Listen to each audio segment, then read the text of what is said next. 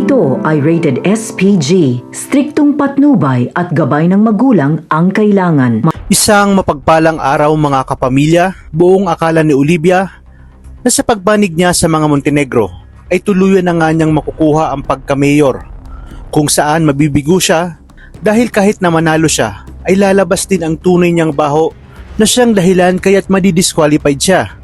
Lahat gagawin ni Rigor upang hindi manalo si Tanggol sa eleksyon dahil batid niyang kapag naging vice mayor ito, paniguradong magiging sunod-sunuran siya dito. Kaya naman nagbibigay siya ng impormasyon at mga baho umano ni Tanggol sa kanyang nakaraan.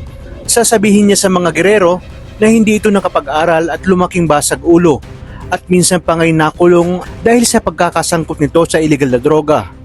Walang kaalam-alam si Rigor na alam ito ng mga gerero dahil sindikato rin nga ang ama ni Tanggol na si Ramon kung saan naging kasosyo pa nila ito sa negosyo.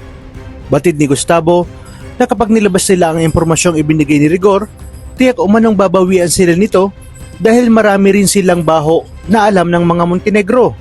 Kaya naman, kahit anong pamamaraan at paninira na gawin nila kay Tanggol ay tila hindi umuubra. Sa kabilang banda, ang pinupuri naman ni Gustavo na si Jackie dahil sa mga estilo nito at palabas upang bumalik ang tiwala ng mga taong bayan sa mga grero ay hindi na nga rin umubra at pumalpak na. Hindi kasi papayag si Fatima sa gustong mangyari ni Miguelito na maging girlfriend niya ito. Lumakas ang loob ni Fatima nang malaman niyang tatakbo si Tanggol bilang vice mayor.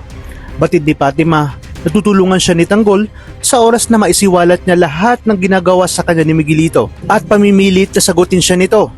Isang araw magugulat si Miguelito at malaking insulto ito sa kanya dahil makikita niya si Fatima na kasama ni Tanggol sa pangangampanya.